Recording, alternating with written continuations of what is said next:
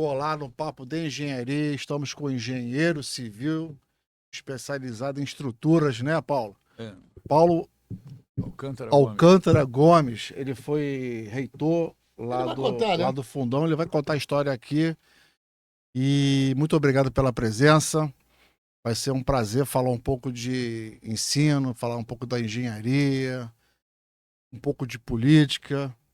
Mas antes disso, o Marcão vai agradecer um pouquinho e vai falar quem são os nossos apoiadores. Eu queria agradecer ao professor Paulo Alcântara, tem um vasto currículo na área educacional, na área de engenharia, principalmente. O professor Paulo aceitou meu convite rapidamente, foi indicado pela professora Adriana da Benj, Associação Brasileira de Educação e Engenharia. O professor Paulo já foi também presidente da Benj, entendeu? Eu queria agradecer a sua presença, queria dizer para o senhor que é sempre um prazer conhecer alguém da sua categoria, da sua estirpe. Obrigado. Da sua experiência. Eu vou fazer aqui, que esses são os nossos patrocinadores, são os nossos patrocinadores. Isso aí é Contec Engenharia do meu amigo Barata. Ele é que veio agora, faz a parte de avaliação de elevadores. Trabalhou para várias empresas e continua trabalhando. Né? Graças a Deus. Graças a Deus. Aqui é a BRAIP. A BRAIP é a Associação Brasileira de Inspeção Predial de Gás. O pessoal que faz inspeção predial de gás, tanto na área comercial quanto residencial, fala com o meu amigo Jorge Omar, o engenheiro também Jorge Omar. E aí, é o Instituto Brasileiro de Engenharia de Custo, que é do nosso amigo Paulo Dias, engenheiro Paulo Dias, que é o especialista na engenharia de custo e que de alguma maneira ou de outra também oferece os bolsas lá para o pessoal que liga para lá, para o IBEC, dizendo que assiste o Papo de Engenharia e tem também uma possibilidade de fazer um tipo de bolsa de desconto. Vai lá. Paulo, muito obrigado novamente. Antes de começar, eu vou lhe perguntar por que o Paulo lá atrás optou por ser engenheiro civil? O que te motivou a chegar... Não foi seu pai e sua mãe que eram engenheiros? Não, meu pai era médico. De fato, a minha entrada na engenharia é inusitada, porque os meus pais eram médicos, meu irmão era médico, minha irmã era matemática, mais velhos, somos três. E o que aconteceu? Eu fui aluno do Colégio Militar do Rio de Janeiro. Tá. E no Colégio Militar, eu tinha vontade de ir para a Marinha, até porque eu tive um avô que foi almirante. Sim. Então, eu gostava muito daquele exemplo e resolvi ir para a Marinha. Faltando um ano para acontecer o exame vestibular, que naquela época era um vestibular, não era como o unificado ou como o Enem hoje, minha mãe, por precaução, me mandou fazer um exame de saúde para ver se eu estaria em ordem para entrar na Escola Naval. Porque naquela época exigia isso, né? Não exigia, mas era um exame extremamente rigoroso. Eu fiz, e por incrível que pareça, eu não poderia entrar na Escola Naval, não fui eliminado porque eu não cheguei a fazer. Só fiz o exame de saúde para ver o que eu tinha. Porque eu tinha o pé chato. E o pé chato naquela época eu não podia. Não podia. Então eu tive que optar por engenharia. Aí entrei na engenharia e fiz vestibular para PUC do Rio de Janeiro. O vestibular foi antes, passei na PUC. Só esqueci, você tem pé chato até hoje. Claro, você provavelmente também tem. Isso é interessante. Você ser desclassificado porque tinha pé chato. Naquela época era assim. Não, há razões para isso. Há razões, claro. Bom, não vale a pena. Mas aí eu entrei, passei para o vestibular da PUC. E gostei muito do curso da PUC, muito, fiquei entusiasmado. Eu era o Ademar Fonseca, professor de mecânica, o Maia, professor de física. Tem livros escritos. Tem 4 livros escritos, não mais, mas tem 4 maravilhosos, que chamam curso de mecânica. Bom, era o Luiz Paulo Maia, que era o professor de física, o Roberto Peixoto, o da Corso, me lembro de todos eles. Bom, e estava entusiasmado. Tinha feito vestibular para a Escola Nacional de Engenharia, que funcionava nessa época lá em São Francisco. Lá em São Francisco. Passei também. E aí o meu pai usou a racionalidade. Ele disse, olha, você não pode estudar na PUC porque eu vou ter que pagar. Você na Escola Nacional de Engenharia, eu não vou pagar. E na PUC era carinho, não era baratinho, não. E então você vai ter que fazer a Escola Nacional de Engenharia. Aí eu fui para o Largo São Francisco. Comecei a cursar o Largo São Francisco, gostei demais do curso, muito. era excepcional, o curso básico, professores maravilhosos, uma prática, coisa que não acontece hoje. E depois eu falo disso. Uma prática extraordinária que os professores das áreas básicas traziam para os alunos, porque eles eram todos engenheiros da indústria. Ao contrário do que acontece hoje, eles são professores dos institutos básicos. Então você tem professor de matemática na escola de engenharia, que é formado em matemática, não é engenheiro. Sim. E isso eu acho que é um grande complicador. Isso é você sabe que isso é uma briga, né? Eu sei, eu conheço. Depois a gente mexe nisso. Mas então acabei então gostando muito do curso de engenharia. Na hora de escolher o curso, meu pai tinha um outro princípio interessante. Dizia, filho meu, não passa o dia inteiro sem fazer nada. Você só tem aula de manhã, ou você vai trabalhar, ou você vai fazer outro curso. Aí eu fiz vestibular para física na UERJ. Nessa altura se chamava UEG. Já era UEG. Universidade Estadual Guarabara. Então eu estudava de manhã engenharia na escola, na N, na escola, e à noite eu estudava física na UEG. Isso foi maravilhoso para mim, porque eu me formei em física e engenharia, aprendi muito. Você se formou dos dois. Conjuntamente juntos comigo? Aprendi horrores de física, de matemática. Então, passeava na escola nessas disciplinas. Nas disciplinas teóricas, tudo isso era muito bom. E fiz, dessa maneira, eu gostava. O curso de engenharia. E a civil. Por que civil? Quando chegou, meu pai era tremendo. Então, ele chegou para mim e disse, olha, filho meu, ele disse, eu te dizer, filho meu tem que ser engenheiro civil. E eu queria fazer mecânico eletrônico. Ele disse, não, você não vai. O que você estudar em civil, você vai usar na mecânico eletrônico, é a mesma coisa. E você é mecânico. E você sabe, a resistência dos materiais é a mesma, a mecânica dos fluidos é a mesma, a transferência de calor é a mesma. É verdade. E ele disse, então, nada de graxa. O teu negócio é andar... Seu pai estava no lugar errado, porque ele era médico, mas podia ser o engenheiro também, que ele tinha uma... Tinha. Meu pai era um indivíduo brilhante. Bom, então, fui fazer engenharia civil. Me dei muito bem no curso, porque eu tinha uma base muito boa. Fui logo convidado, quando passei do segundo para o terceiro ano, já entrando no profissional, o Costa Nunes, que era um professor de física e dono da Tecnosolo, me convidou. Depois ele me convidou outra vez para ir para a parte profissional. Me convidou para ser monitor de física. Comecei a trabalhar com ele. Mas aí começaram as disciplinas profissionais. Aí você era monitor de física na UERG?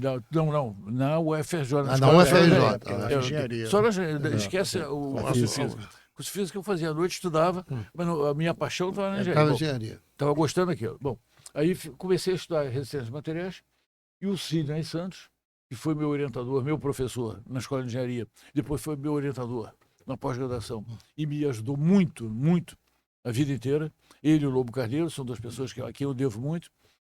O Lobo Carneiro, principalmente. E o Sidney, muito também, mas muito. Bom, aí o Sidney me convidou para ser monitor de resistência aos materiais numa disciplina que era da chamada cátedra daquela época, hoje não existe mais a cátedra, e que era a cátedra de resistência aos materiais, tinha uma disciplina chamada isostática.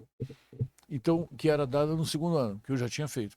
Aí eu fui trabalhar como monitor de isostática, com o Dirceu Veloso, com o Eduardo Tomás, com o Hernani Dias, com muitos outros. Maurício Rei. Você vai trabalhar onde? Dentro da escola como monitor.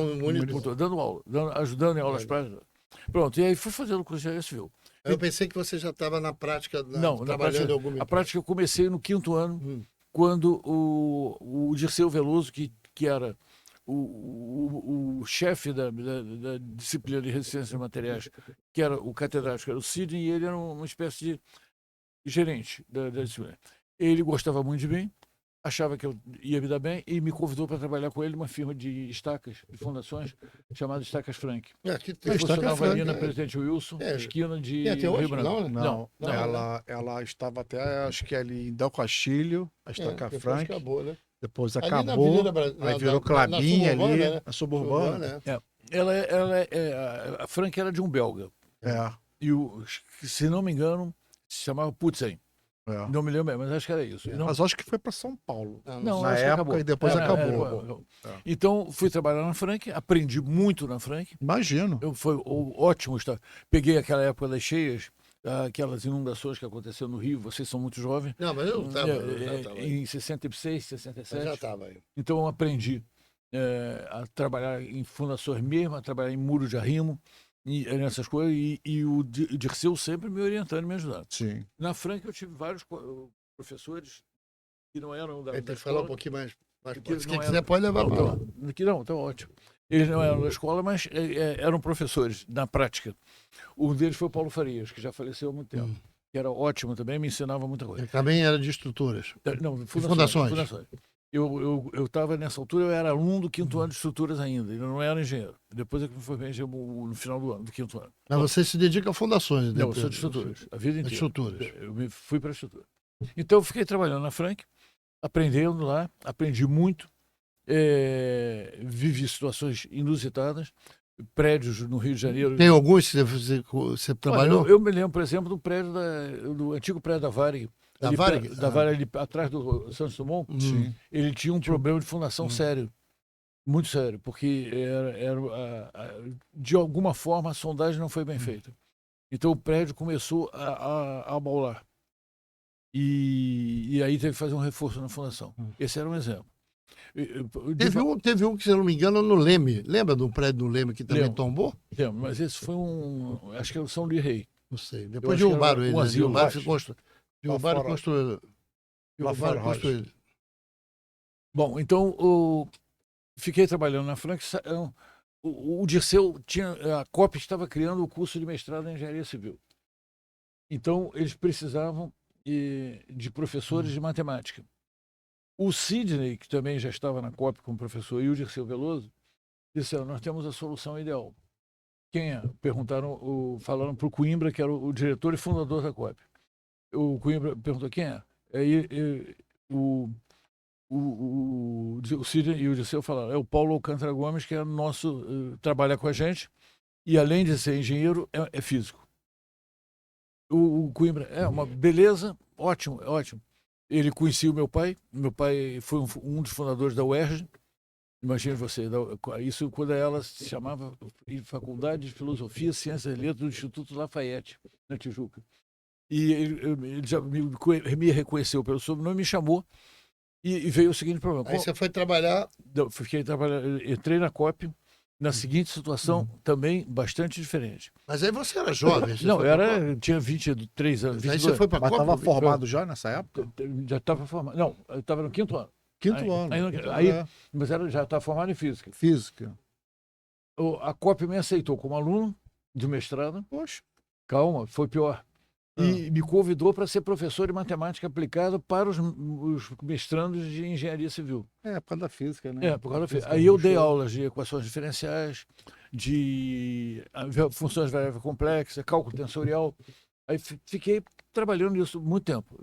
Bom, saí da Frank, fui para a COP, aí já em tempo integral. Aí já estava formado. Já. Fiz o mestrado muito rapidamente. Quer dizer, não foi rápido. Mas se formou quando, Paulo? Eu me formei em 67. 67. E terminei o mestrado em agosto de 68. Quer dizer, se você observar, é um mestrado que...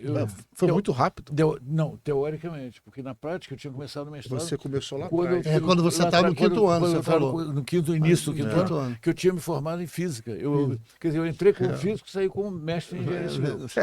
E já era graduado nessa altura quando me formei em engenharia. Sensacional. O meu orientador de tese foi o Bevilacqua, que não sei se vocês se lembram, que foi um dos grandes engenheiros da Promon.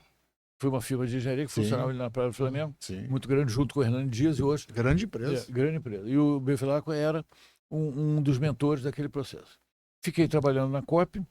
O Lobo Carneiro era do INT. O Lobo Carneiro é o autor do método brasileiro de ensaio de compressão geometral de concreto, que é um método único que ele desenvolveu nos anos 40. E o Lobo Carneiro foi para a COP, ele se aposentou no INT e foi para a COP como professor. E era um indivíduo fantástico e tinha uma característica. O Lobo Carneiro não tinha nem mestrado nem doutorado. Entretanto, era seguramente, na época, e sempre foi. Para mim, ele foi o maior engenheiro do século XX, dos brasileiros. A experiência dele era muito alta. A experiência, a inteligência. E a capacidade de gerar projetos novos. Impressionante. Bom, capacidade empreendedora. Você ficou na COP quanto tempo? Fiquei na COP até me aposentar. Até se aposentar? Aí fiquei trabalhando agora.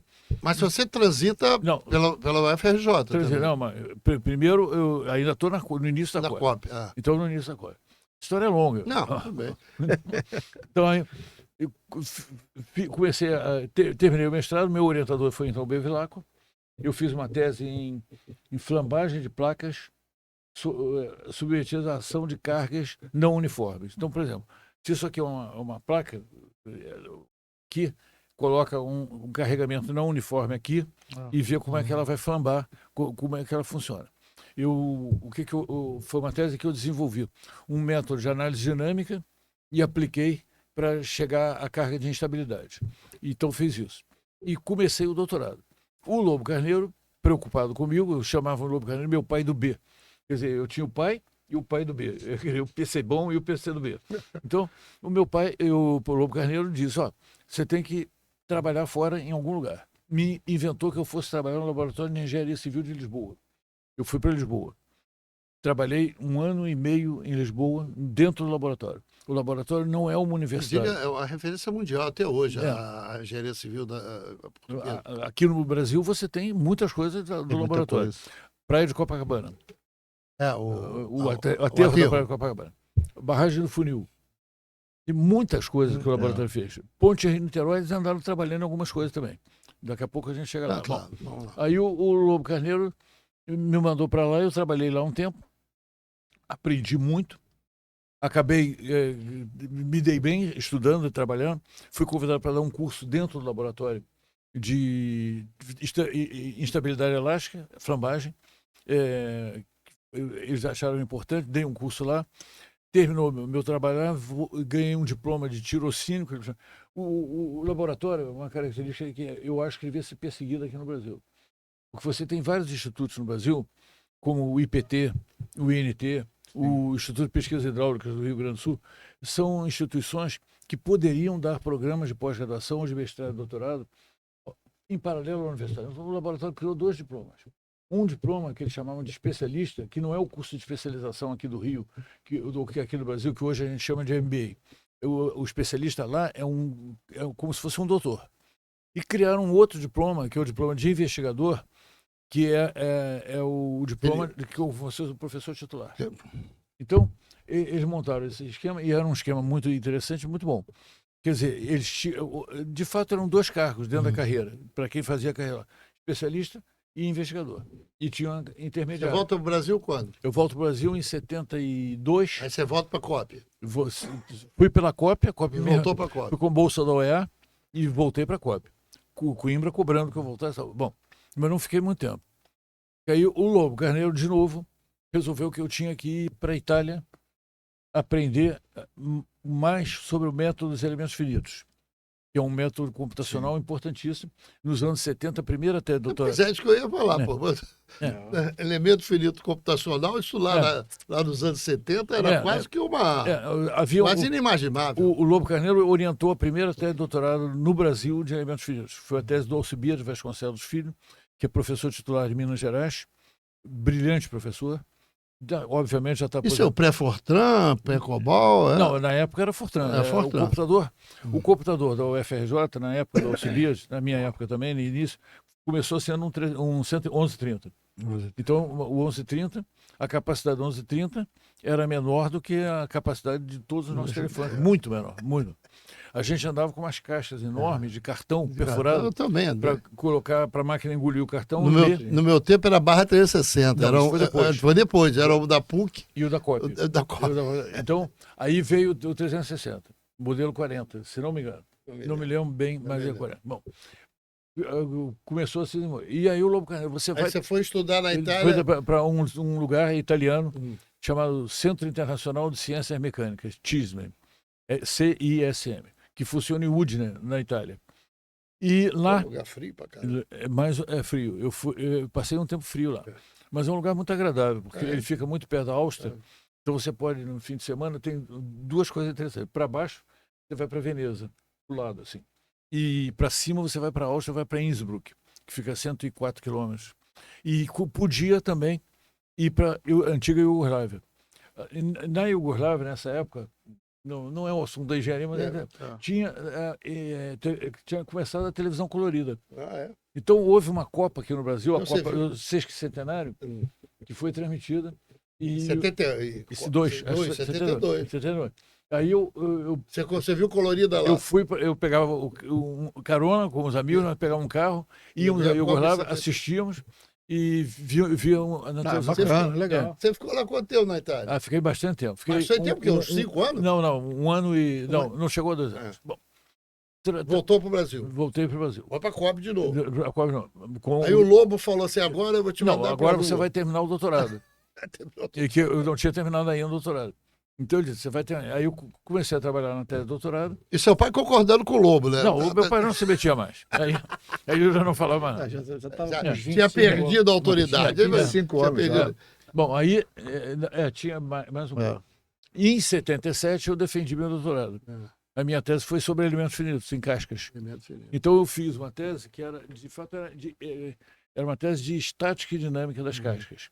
E foi uma tese interessante, porque eu desenvolvi os elementos finitos, eu desenvolvi a partir das equações de vantagem do curso de física e do curso da matemática. Eu desenvolvi a partir das equações diferenciais que regem o comportamento estrutural de uma casca, que é um negócio complicadíssimo. Muito complicado. Mas muito eu estou difícil de acompanhar agora, você imagina... Não, era uma coisa... Naquela época... É complicadíssimo. E isso você transformar numa linguagem matricial e transformar em resultados numéricos, foi uma coisa... Bom, defendi a tese. Defendeu a tese. Defendi a tese. Virou doutor. Virei doutor e passou-se um tempo. Continuou na Coab? Vou continuar na Coab. Até os 35 anos. Se aposentou lá. Eu estou querendo... Na verdade... Para não perder você tem razão. Na verdade, legalmente, eu nunca fui da Coab, porque eu era professor da Escola Politécnica, da Escola de Engenharia. Os professores da Escola de Engenharia, você tinha na COP professores da Escola de Engenharia que davam aula na COP e professores da COP que davam aula só na COP. Sim. Eu dava aula nas duas, na Escola de Engenharia e na COP. Na Escola de Engenharia eu dava resistência de materiais, isostática, e no 5º ano de estruturas andei dando disciplina de dinâmica, vibrações e estruturas. Sim. E de elasticidade. Aí você já dava aula e trabalhava, não? Trabalhava. A COP criou um escritório chamado Coptec. Eu lembro. Aí a Coptec começou a vender serviço também. Começou a vender. Por quê? Porque o Coimbra era outro gênio, igual ao Lobo Carneiro, só que o Lobo Carneiro tinha uma visão de engenharia extraordinária e o Coimbra tinha um defeito, ele era químico, ele não era civil. Então, não tinha um defeito, ele não estudou pouco ele. Não. O Coimbra tem um livro belíssimo de meios contínuos de matemática. Brincadeira. Um livro belíssimo de cálculo tensorial e meios contínuos. Bom, já morreu há algum tempo. Mas aí me diga uma coisa, a Coptec, ela vendia serviço, a pessoa procurava e vocês participavam de uma interação com as empresas. Por que a Coptec foi criada? Porque o Coimbra começou a sentir, e vejam vocês, eu estou falando de 1972, quando a Coptec foi criada. Dois.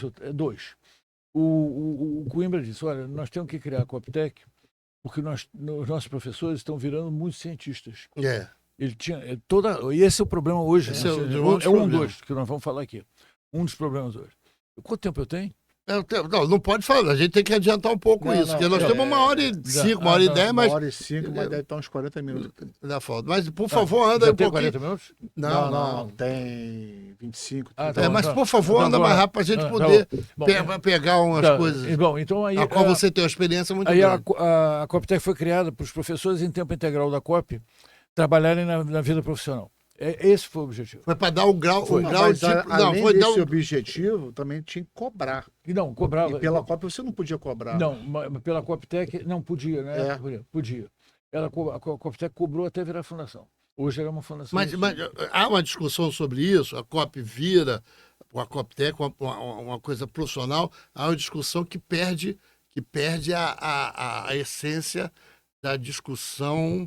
Mas de jeito nenhum. Da discussão não remunerada, que a COP tinha uma referência sobre a discussão. Observe o seguinte, um dos problemas, vou adiantar e vou um pouco para frente. Porque a gente volta. Um dos problemas mais sérios, você tem vários problemas no curso de engenharia hoje. Todo mundo fala evasão. Sim. Evasão é um problema. Vou listar rapidamente. Por que existe a evasão? Primeiro, porque o ensino médio no Brasil é muito fraco, muito ruim. Ensino médio. A educação básica, não é só o ensino médio. A educação básica como toda, a educação fundamental no Brasil é muito ruim. Muito ruim. As pessoas não aprendem, nós somos dos piores, aqueles com exames mundiais da OCDE. Nós somos os últimos em matemática. Em física nós somos fraquíssimos. Quer dizer, somos mais ou menos em português, porque não é a nossa língua. Mais ou menos, também não somos tão bons assim, não. Então, essa é uma razão. A outra razão que existe para a evasão é centrada no ciclo básico, onde o aluno ele tem problemas seríssimos, porque ele não entende aquilo que está sendo dado em matemática e física. Por isso que eu tive sorte, que eu tive com professores de matemática e física, engenheiros militantes, engenheiros de obra, engenheiros de escritório de projeto, isso era importante. E davam um certo valor para a gente. E aí começa a surgir a perda de motivação. Se você entra numa faculdade de medicina hoje, há duas coisas importantes. Primeiro, os alunos da faculdade de medicina, qualquer que seja ela, pública ou privada, usam jaleco. Ele fica com a sensação de que é um profissional. Incorpora a medicina. Incorpora a medicina. E a segunda razão é que no primeiro período eles têm uma disciplina de anatomia. O que ele vai lidar com um cadáver? O que ele vai fazer a vida inteira? O desafio dele é enfrentar a morte. Então ele começa com anatomia e de jaleco. Ele se motiva e não há evasão no curso de medicina. E na engenharia não tem isso. Na engenharia não tem. Mas você sabe o que está acontecendo agora, professor? Desculpa te cortar, para poder acrescentar e para você beber uma água. Assim, as escolas de engenharia estão fazendo curso de 5 anos e meio, até algumas 6, para poder pegar esse gap, essa coisa, esse acontecimento no médio e tentar equalizar o aluno. Erro grave. Erro grave? Gravíssimo. Por quê? Porque por isso que nós recentemente criamos um grupo chamado ProEng, do qual a Adriana, que é presidente da Benj, que te indicou para eu ouvir falar aqui, a Adriana faz parte, é um grupo que está procurando melhorar o ensino de engenharia no Brasil. É um grupo que está trabalhando nisso, e um programa de reestruturação da ensino de engenharia, que não tem nenhuma novidade. Esse nome ProEng foi criado por dois professores. ProEng é um programa de engenharia, o curso? Não é um curso, é um projeto. Não, é um projeto. É um programa de reestruturação. Programa de educação e engenharia. De reestruturação do ensino. Então, em 1985, dois professores, Rui Carlos Camargo Vieira e Linaldo Cavalcante Albuquerque, resolveram criar esse projeto, na época, em 85. Nessa época eu era pró-reitor de pesquisa, em 86 eu virei pró-reitor de pesquisa da reitoria da UFRJ. Então eles me convidaram para ser.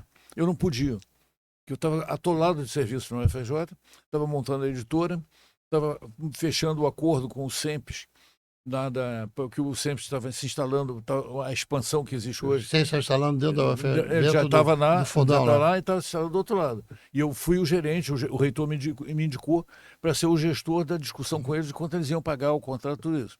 Então eu estava com a editora. Estava com um programa de avaliação da pós-graduação. Você se afastou da discussão do ProEng? Me pediu, pulei fora. Entrou o Paulo Canedo, que é professor de hidráulica, que é da Mas qual era a essência do ProEng? A essência do ProEng era a seguinte: a partir de um diagnóstico de defeitos do curso de engenharia, propor estratégias para melhorar. E o que você falou, vou voltar ao que você falou, que eu não concordo. Porque o problema, quando você aumenta o curso 5 anos para 5 anos e meio, você está indo na contramão da história. Porque observa bem o seguinte: você está aumentando o curso para corrigir uma falha do ensino médio. Sim. Você devia estar melhorando o ensino médio. Por quê? Até porque hoje, na Europa, na União Europeia, eles criaram um processo chamado Processo de Bolonha, que é o Espaço Europeu de Ensino Superior. Todos os países têm a mesma estrutura curricular, com pequenas diferenças. E o curso de engenharia de graduação é dado em 3 anos. O mestrado é dado em 2 anos e o doutorado em 4 anos. Isso significa, ou seja, pacote fechado. 3 mais 2 mais 4. 5, 9, 10 anos. Então, você entra com 17, com 27 você já é doutor. Mas, professor, desculpa, eu vou estabelecer um debate com o senhor, uma conversa. Por exemplo, o estado do Ceará tem uma outra dinâmica nessa história. Você sabe que o ITA está transferindo para lá uma escola porque descobriu que a maioria descobriu. Ele encontrou uma pesquisa de que a maioria dos alunos lá do ITA são do Ceará, e o Ceará tem uma boa dinâmica na área tanto do nível médio de ensino. O senhor não acha que tem uma diferença? Não tem? Por que o Ceará pode? porque o Ceará aplica o dinheiro na educação básica. O que acontece na educação básica? Quem controla as escolas municipais? As prefeituras. Quantas prefeituras, tirando o Rio de Janeiro, que o Eduardo Paes está fazendo um trabalho bom na Secretaria de Educação, Ferreirinha, um secretário de Educação fabuloso, muito bom, que cuida das coisas, ele criou esse CIGET, esse ginásio tecnológico, que é uma coisa importantíssima. É interessante, é muito bom fazer isso. Bom, tirando o Rio, tirando São Paulo e as outras grandes capitais, como é que esses pequenos municípios, são milhares, são 5 mil, quase 6 mil municípios, como é que esses municípios vão financiar uma escola de qualidade com verbas que eles têm? Não, eles não têm condição. Então, a educação básica que acontece no Ceará é porque o governo do Estado e algumas prefeituras, não todas, algumas prefeituras, Sobral, por exemplo, a Madeira, resolveram aplicar dinheiro maciçamente na educação fundamental e começaram a formar garotos bem qualificados. Essa é a questão. Aí eles conseguiram montar uma estrutura muito boa. Lá, eles têm ótimas notas nas provas. Tem um programa de avaliação chamado PISA, Programa Internacional de Avaliação das Escolas. E o PISA, que aqui no Brasil é feito pela Fundação Sesgan Rio, e tem o PISA também feito pelo MEC, o mais geral, o PISA mostra que as escolas estão precisando realmente melhorar o ensino básico. Por que me diga uma coisa, só desculpa, o senhor fica me provocando e eu fico interrompendo o senhor. E nós estamos aqui para... por que nas Olimpíadas de Matemática o melhor aluno é do Piauí, do interior do Piauí? O que é isso? Nós temos lá essa que é um fora da curva? Fora da curva. Na minha opinião, na média, os outros municípios não têm. É uma escola boa em que um diretor se dedica. O professor se dedica? O professor se dedica e sai. Uma turma, 2 turmas, assim, depois para. Não há continuidade nisso. O senhor acha que há descontinuidade? Há descontinuidade. A educação básica é o problema mais crítico hoje na formação de profissionais de nível superior, principalmente em engenharia. Isso prejudica a engenharia? Prejudica brutalmente. Muito. Você acabou de falar que tem gente dando curso de engenharia 5 anos e meio. Daqui a pouco vai ser em 6. Para você corrigir falhas dos ciclos anteriores. Isso não pode acontecer. Isso. Então, o ensino médio é um problema crítico no ensino de engenharia. Crítico. O outro é a motivação, que eu também já falei e dei um exemplo do Jaleco. Motivação do aluno e do professor. Há um terceiro aspecto dos professores das disciplinas básicas não serem conhecedores da atividade do engenheiro. Então, eles são competentes? São muito competentes. São doutores em matemática, em física, em química, mas eles têm uma outra visão. O sistema deles é diferente do nosso. Isso está... Porque lá eles estão formando professor e aqui nós estamos formando pesquisadores e professores, não só professores. Pesquisadores. Não, mas nós aqui estamos tentando formar profissionais e quem está dando aula forma acadêmicos. E aí você tem uma coisa. E a outra coisa é realmente, você dá uma prova na UFRJ, aplica uma prova de cálculo 1, 80% é reprovado. Então, esse é o primeiro ponto. O ensino médio. Mas esse ponto de você aprender cálculo 1, 2, 3 e 4 e ser um aluno de aplicação de fórmula, está correto isso? Não. O que acontece é o seguinte: hoje em dia você não usa mais isso. As universidades americanas começaram, elas e as inglesas, a desenvolver um modelo de estrutura curricular chamado STEAM. Science, Technology, Engineering, Mathematics and Arts. Arts and Mathematics. Arte no sentido americano, sim, que não é humanidade, ciências sociais. Então, essa estrutura curricular, eles montam currículos em que as disciplinas se casam. Então, ao invés de você dizer que vai estudar física 1, 2, 3 e 4, você diz assim, você vai estudar energia. Você vai estudar meio ambiente aquático. Então você define grandes temas. Entendi. E traz para... Por exemplo, em energia, você vai estudar termodinâmica, entendi, vai estudar transferência de calor, vai estudar energia cinética e energia potencial, que são da dinâmica, na mecânica clássica, e aí as coisas se juntam todas. E aí você começa a entender onde você vai usar cada uma daquelas. Você sabe, desculpa, professor, eu fico impulsivo. O professor da escola da Universidade Veiga de Almeida, ele diz o seguinte, que a É uma universidade... boa escola. Boa escola. A universidade tenta, de uma maneira, trazer para o aluno, para ele não perder o entusiasmo, não perder a vontade, ele tenta pegar assuntos da vida real e trazer para dentro da escola de engenharia e tentar ver se... Isso é uma coisa boa. Mas o problema que você tem é o seguinte, quantos cursos de engenharia você tem no Brasil? 6 mil. 6 mil cursos. Já nós vamos falar de educação à distância. Isso também. É um problema sério, seríssimo. Nós vamos falar. Nós temos mais de 600 cursos à distância no Brasil. E aí eu vou citar um exemplo de um caso que eu conheci recentemente. Gravíssimo. Bom, então...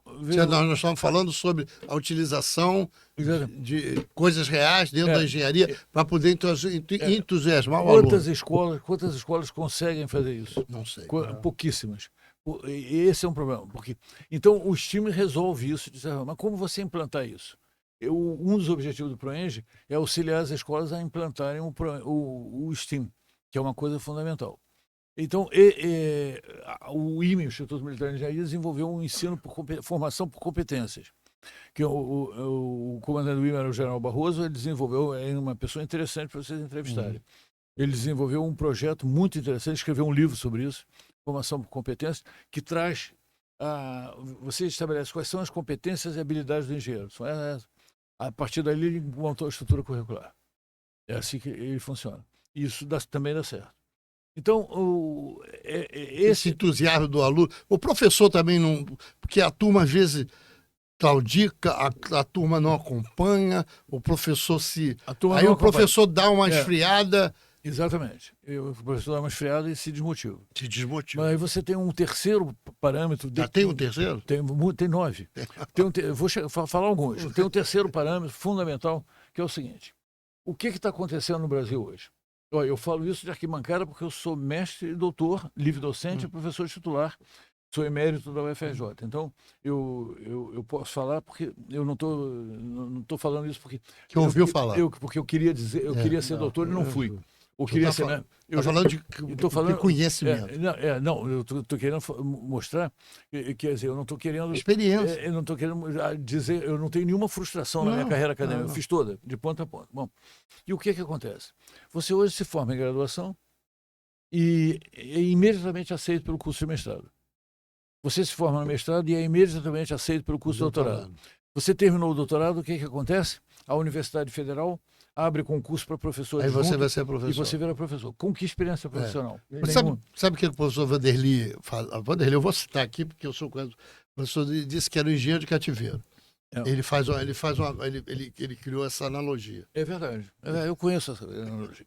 E esse documento que eu fiz aqui, que não é para ficar com vocês.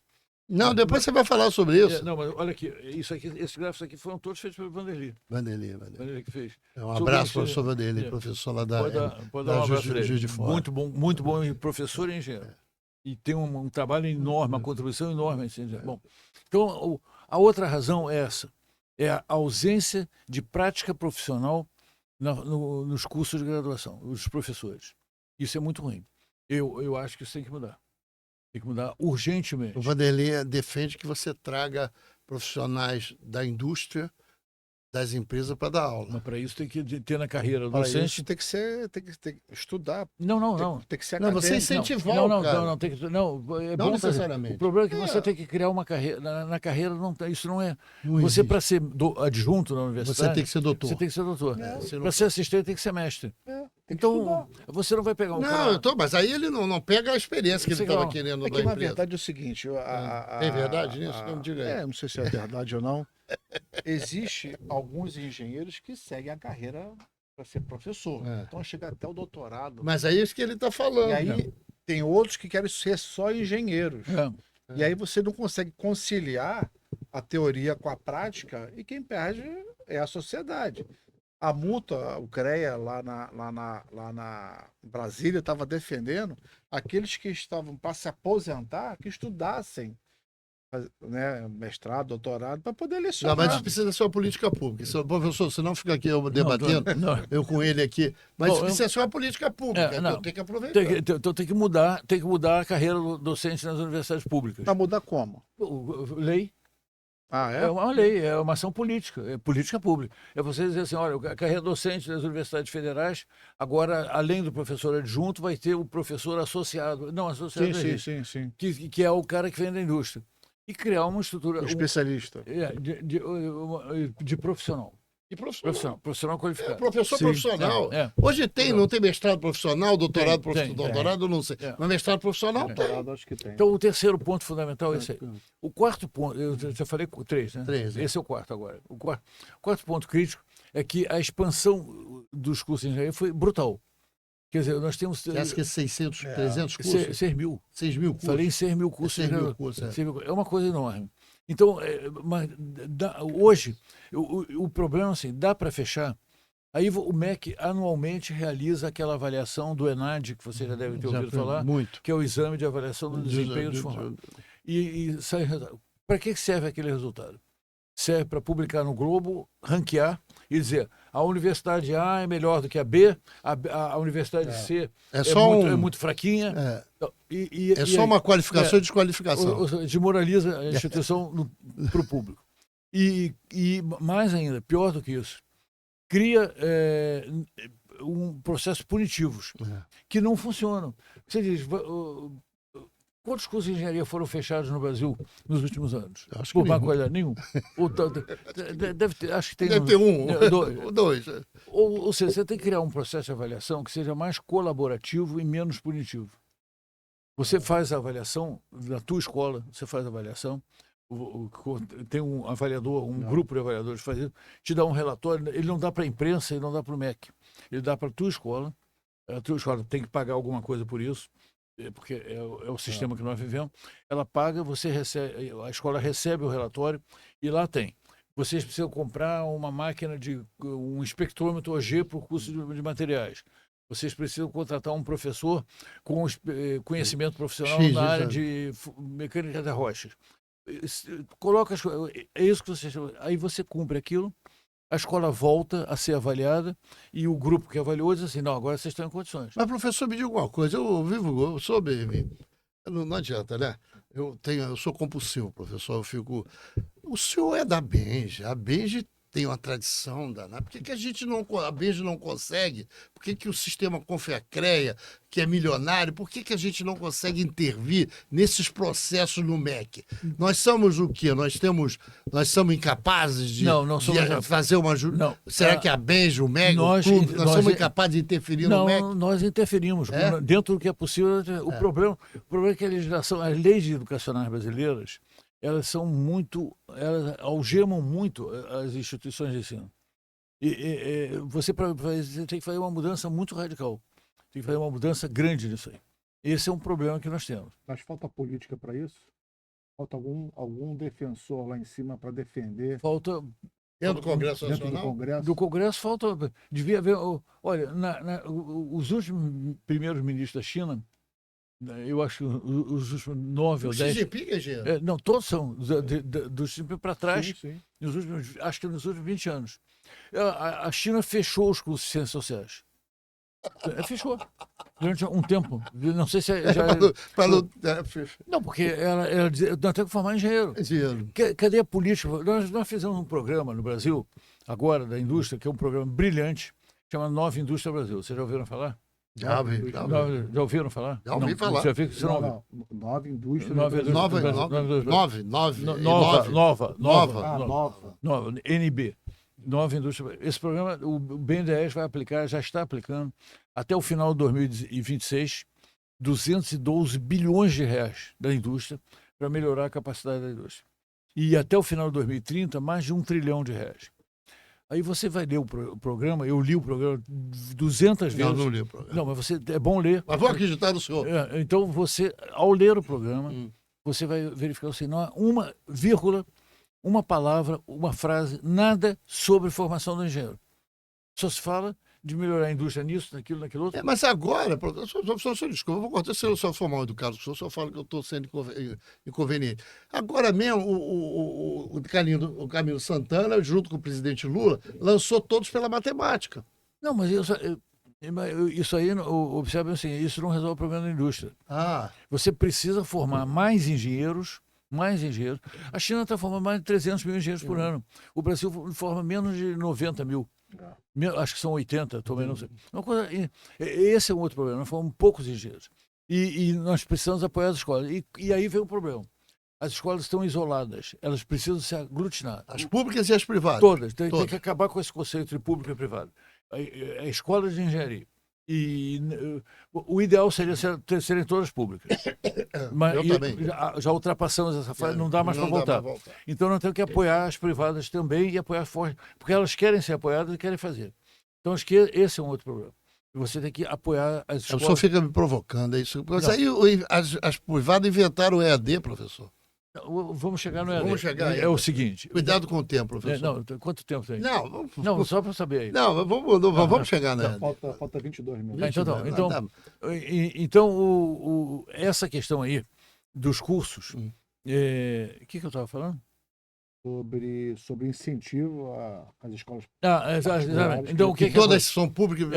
Eu acho que os norte-americanos, na década de 70, lançaram um programa chamado Coalizões de Escolas de Engenharia. Então, tem uma fundação de pesquisa nos Estados Unidos de ciência, tipo o CNPq aqui no Brasil, chamada National Science Foundation. Então, a NSF, essa fundação, ela criou as coalitions de escolas de engenharia do segundo tema. Que é isso? Ela pega 5, 6, 8 escolas, junta em torno de um tema, por exemplo, energia. Dentro disso, essas escolas vão construir as suas estruturas curriculares e vão se apoiar. Primeiro, com laboratórios regionais. Então, a escola não pode ser gente muito afastada, porque ela tem que estar próxima para você ter um laboratório regional que atenda várias regiões. Tem que ter professores que possam migrar provisoriamente de um lugar para outro. Isso deu certo? Deu certo. Melhorou muito, brutalmente, as escolas de engenharia do mundo todo, dos Estados Unidos e da Europa. E da Ásia nem se fala. Bom, nisso vem um problema. Para isso você precisa avaliar. Então nós precisamos ter um programa de avaliação que seja colaborativo, como eu já falei, e não punitivo, para as pessoas terem resultados que sejam importantes a partir dessa avaliação e melhorar as escolas. Com a avaliação e as coalizões, você daria uma melhorada enorme nos cursos de engenharia no Brasil. Aí vem um problema, um clandestino nessa coisa toda. A educação à distância. Verdade. Eu não sou contra a educação à distância. Na engenharia eu sou. Eu não sou. Porque isso, lá atrás tinha o artigo 99, dava na televisão. Eu não posso mas ninguém é contra a educação à distância. O problema não é esse. É que você está dando um curso à distância de engenharia na totalidade. O problema é o seguinte, hoje você vai ter que usar obrigatoriamente, todos os professores, na aula presencial, quando dou aula, eu levo coisas para os alunos lerem pela internet e trabalharem. Mas faz parte do conteúdo da aula. Não é você não ter educação à distância, é você só ter educação à distância. Ou você ter majoritariamente, não pode. Aí, outro dia, eu estava vendo um negócio de elevador,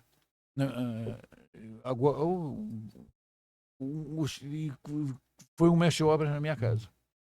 E ele chegou lá, e eu conheço ele há muito tempo, ele se virou para ele: ô Paulo, sabe que agora eu não preciso mais de engenheiro para assinar RT, eu me formei em engenharia civil. Eu conheço ele há muitos anos. Eu perguntei: mas como você se formou em engenharia civil? Você odiava, você não sabia nada de matemática física? Ele disse: continuo odiando.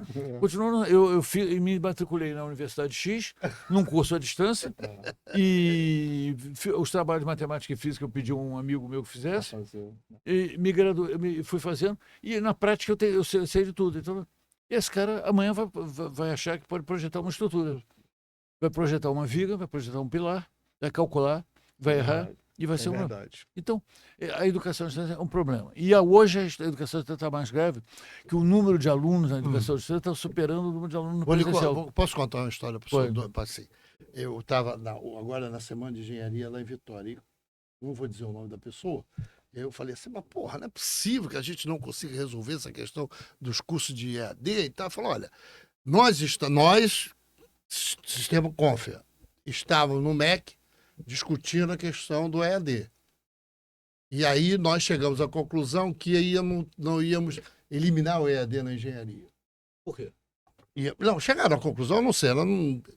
Aí, quando saímos de lá, sabíamos que ia sair uma portaria que ia eliminar a EAD da engenharia. Quando de manhã cedo que a gente foi ver a portaria que saiu, tinha EAD. Aí eu falei, mas por que vocês não... Não, porque não pode denunciar, porque isso é contra as... Eu vou tentar sempre, se não for contra as universidades privadas, que as universidades privadas têm interesse, não sei. Não, eu já ouvi isso, mas não é assim, não. As universidades privadas, muitas universidades, a maioria das universidades privadas é séria. Elas têm condições, elas não vão fazer isso. Elas fazem a educação de porque ficou conveniente. Porque você cobra R$50, R$100 de mensalidade e faz que nem esse mestre de obras que eu falei. E até porque a estrutura hoje de uma universidade particular, ela é muito pesada, muito grande. Muito grande. E se ela não souber cobrar, ela fecha as portas. Tipo, Santa Úrsula, Gama Filho, que quebrou lá atrás. Mas aí você está me dizendo que aí vão fazer EAD, porque EAD não, é o contrário, é o presencial. Presencial. Ela não bota o presencial porque o EAD é mais conveniente. É mais conveniente. Mais barato. Ou seja, hoje você tem uma situação em que você tem que acabar com esse negócio. O curso de engenharia tem que usar as novas tecnologias de informação e comunicação ao longo de todo o curso, em disciplinas, em parte, em alguma disciplina inteira. Agora, não dá para ser um curso... Totalmente. Não dá, é impossível. 100% não dá. Inteiramente impossível. Eu acho que até dá, eu acho que o professor tem razão. Tem razão. A gente pegava o livro, levava para casa, fazia aqueles trabalhos todos e voltava. O professor escrevia no quadro. Eu acho que isso tem que ter avanço. Eu acho que isso tem que ter avanço. Agora, você fazer na totalidade um curso de engenharia de elétrica ou curso de engenharia mecânica, ou um curso de engenharia civil, é difícil. Eu não sei. Tem que mudar. Ok. Estamos lá no ED, né? Então, então a educação à distância, ela se transformou numa praga que tem que ser resolvida. Alguns anos atrás, eu fui numa visita a universidades americanas e quando estava começando a EAD, era uma visita, estava no museu, eu era reitor da UFRJ, foi o Padre Hortal, que foi reitor da PUC, e nós fomos visitar várias universidades. E uma das coisas que me impressionou foi o seguinte: as universidades oferecem curso à distância para os marinheiros dos submarinos nucleares que passam 6 meses, 8 meses debaixo d'água. Então, eles poderiam... O curso de Direito é proibido. Não se oferece direito à distância. Eles podem fazer outros cursos, mas em direito... Aqui também não, no Brasil também não. Direito, agora não. Agora está proibido. Agora foi proibido. Foi proibido. Mas, antes não era. Não. E aí você criou um problema, porque o número de alunos presenciais hoje é menor do que o número de alunos à distância, no total, em todos os cursos. E uma coisa, professor, que o senhor pode ajudar, já que a gente está funilando na nossa discussão, o número de ingressantes nos cursos de engenharia tem caído vertiginosamente. Brutalmente. Era 1 milhão e pouco, hoje nós estamos na casa dos 600 mil, 500 mil. Isso, como é que a gente faz para poder ativar a essa rapaziada, essa garotada? Cuidado com esse pessoal que o tal do nem que nem estuda nem trabalha. Como é que a gente faz para atrair essa rapaziada? Motivar na educação das matérias que fazem parte do currículo de engenharia. Motivar para física, para matemática, para química. Isso no médio? No médio. Mas não é só isso, não. Tem ainda a parte salarial que está muito ruim. Isso é o próximo item. Então, até agora, o problema é o seguinte: se você não resolver o problema do ensino médio no Brasil, você não vai resolver o problema da educação brasileira. Se você não resolver as estruturas curriculares e o apoio não é punição, é apoio. As escolas de engenharia, você não vai resolver o problema da engenharia brasileira. Perfeito. Se você não resolver o problema da educação, das novas tecnologias de informação e comunicação, que são uma coisa da modernidade, e colocá-las funcionando adequadamente, você vai. Aí é educação. O senhor acha que só o senhor sabe disso, não? Ou se Não, tem mais todo mundo gente? sabe, todo Tem, mundo sabe. todo mundo sabe. E por que tem essa dificuldade? Porque Você acha que a representação no Congresso Nacional, Porque nós somos mal representados? eu acho que não, eu acho que o problema todo está no seguinte: as pessoas, elas de uma certa forma, elas não veem, os políticos não veem que isso gere voto. Quer dizer, é que nem aquela velha máxima que existe nas cidades grandes e que você não faz, que tem enchente porque você não faz tubulação subterrânea porque não dá voto, porque não é aparente. Então não querem fazer. São essas coisas. Aí você tem esse mar de fios, de energias, de luz, etc. E tubulações também. É a mesma coisa com a educação. Então esse é o problema. Agora, para finalizar. Não vou finalizar, ainda tem um pouquinho. Não, Para finalizar o assunto. O assunto e o tempo. Não, o tempo ainda tem um pouquinho. Não, mas o finalizar meu leva minutos.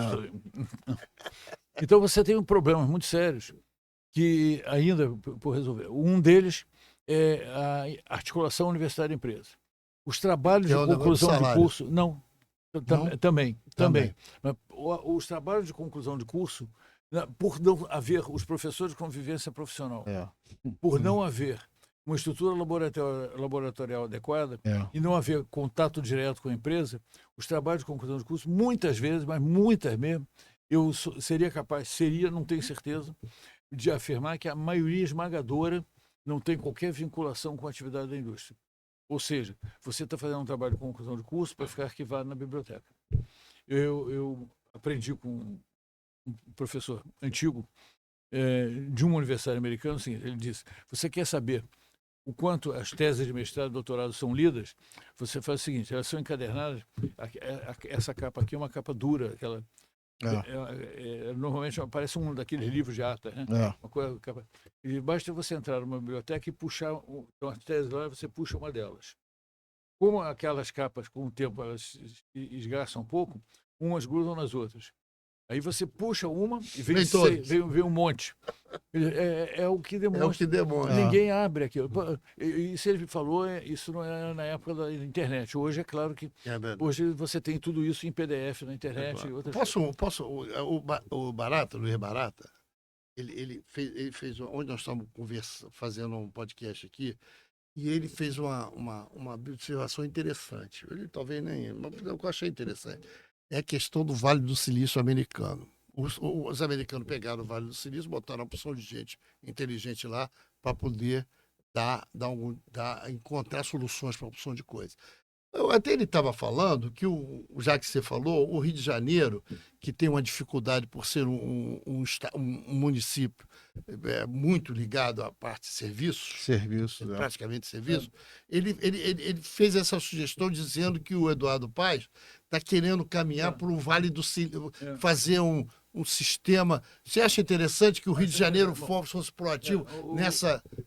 Fala. A história do Vale do Silício é um pouco diferente dessa que você contou. Então me conta a história. Havia um pró-reitor de pesquisa da Universidade de Stanford, ele tinha um dinheiro, uma verba lá que estava sobrando. Ele chamou dois caras, um se chamava Hewlett e o outro se chamava Packard. Não vai dizer que é da Hewlett Packard. Hewlett Packard. Chamou os dois e disse assim, olha, nós temos um terreno aqui ao lado da universidade, queremos fazer tem lá um galpão, nós queremos fazer uma pequena indústria de base tecnológica lá. Os dois estavam desenvolvendo nos laboratórios projetos de calculadores. Para a gente, então, pegaram dinheiro. E eles entraram, fizeram a HP. HP nasceu no Vale do Silício, assim. E aí foram aparecendo as outras. E aí, uma atrás da outra, e virou aquela coisa monumental. Então, isso você tem que fazer. Isso são os parques tecnológicos. Quer dizer, por exemplo, o UFRJ tem um parque tecnológico na Ilha do Fundão. Tem 4 ou 5 centros? Não, o parque é um só. O parque é um só. Ela tinha dois parques. O BioRio, que só trabalhava em biotecnologia, que desativou, está com outras atividades.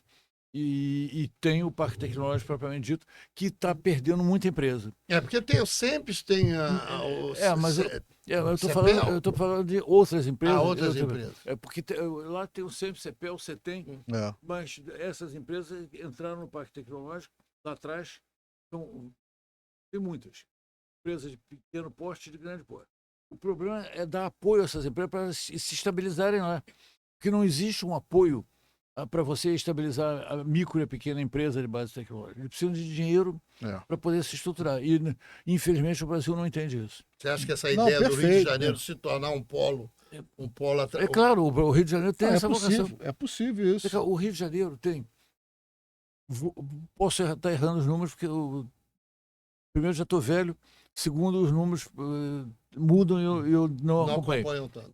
Olha, universidades públicas, aqui no Rio de Janeiro você tem o FRJ, o ERJ, Unirio, Fluminense, Cefet Rio de Janeiro, o ENF em Norte Fluminense e mais os institutos federais Em vários municípios.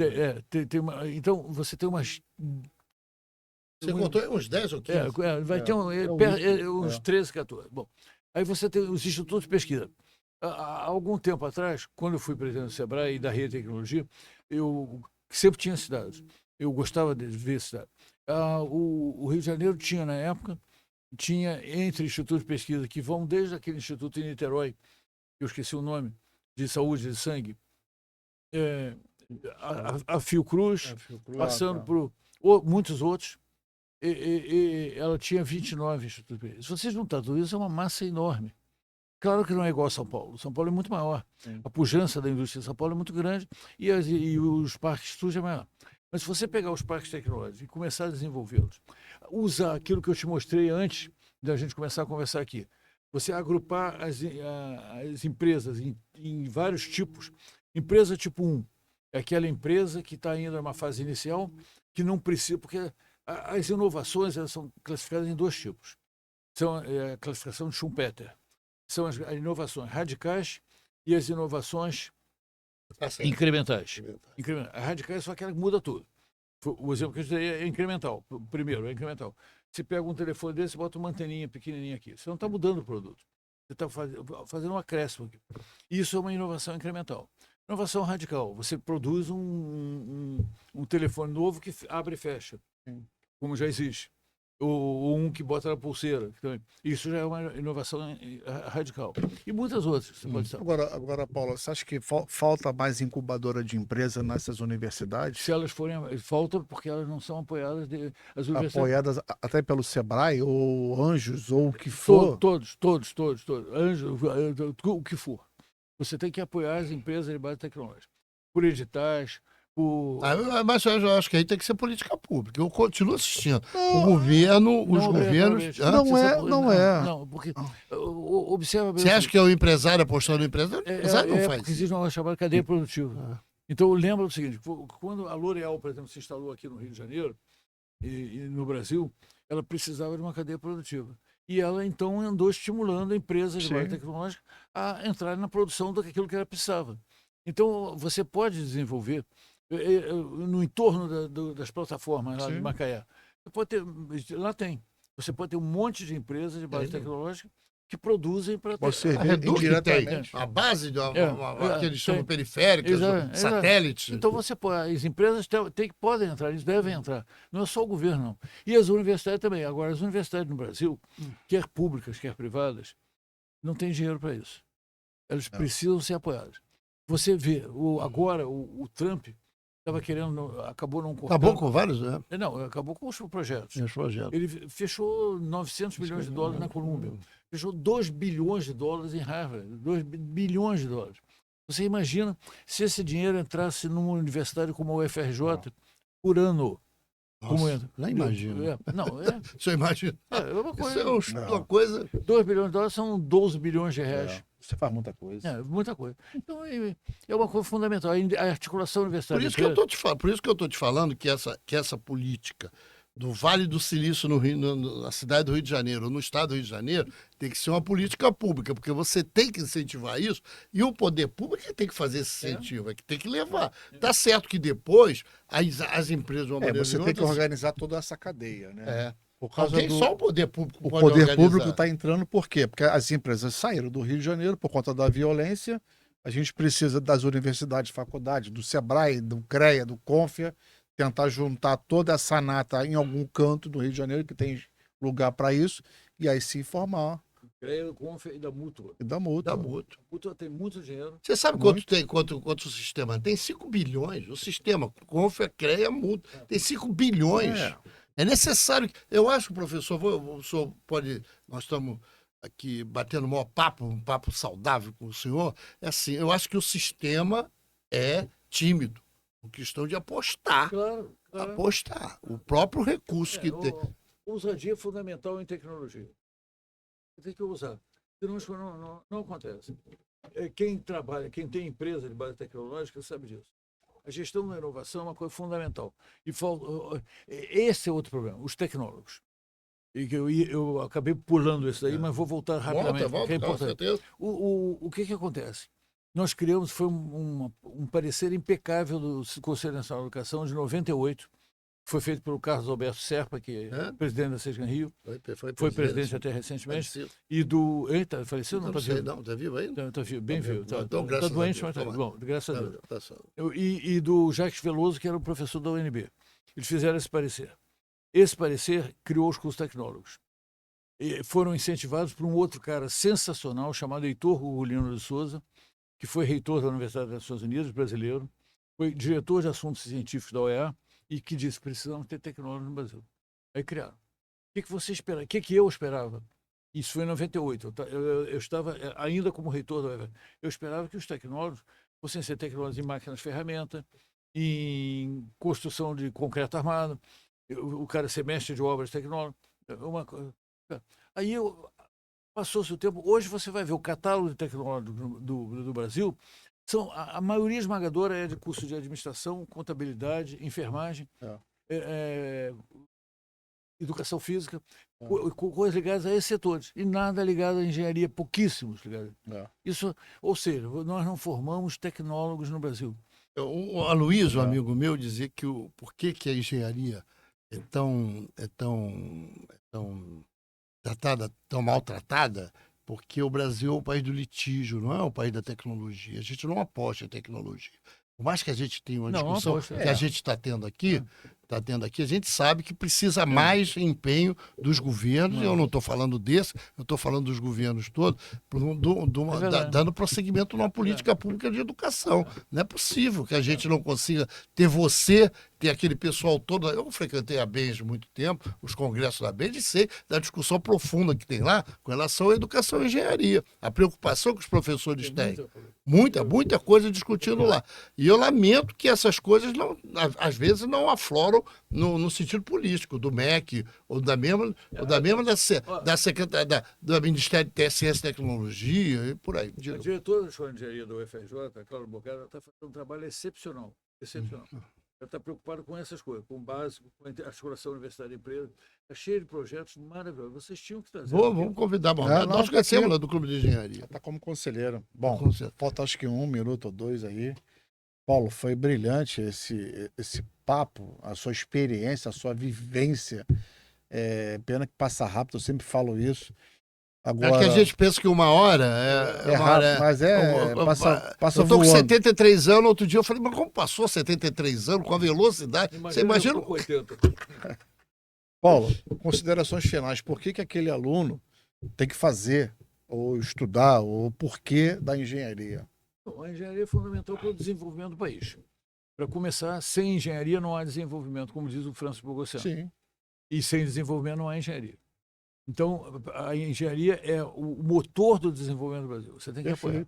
Segundo, atualmente, com os avanços da ciência e da técnica, você não consegue desenvolver nada sem as chamadas ciências matemáticas e da natureza, que fazem a base do ensino de engenharia e a profissão. Eu acho que é fundamental que a engenharia exista para você ter desenvolvimento. Agora, mais do que isso, que o desenvolvimento existe para quê?